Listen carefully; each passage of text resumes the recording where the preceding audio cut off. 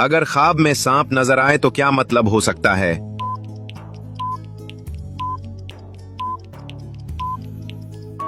सही जवाब, दुश्मन की अलामत। दूसरा सवाल, ख्वाब में बारिश देखना आमतौर पर किस चीज की अलामत है?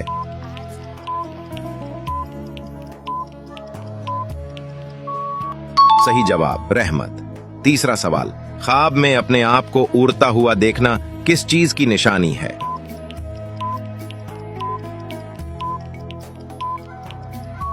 सही जवाब, कामयाबी। चौथा सवाल, अगर ख्वाब में कब्रिस्तान नजर आए तो क्या मतलब हो सकता है?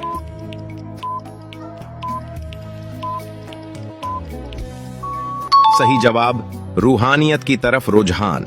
पांचवा सवाल, ख्वाब में मुर्दा शख्स को जिंदा हालत में देखने का क्या मतलब होता है?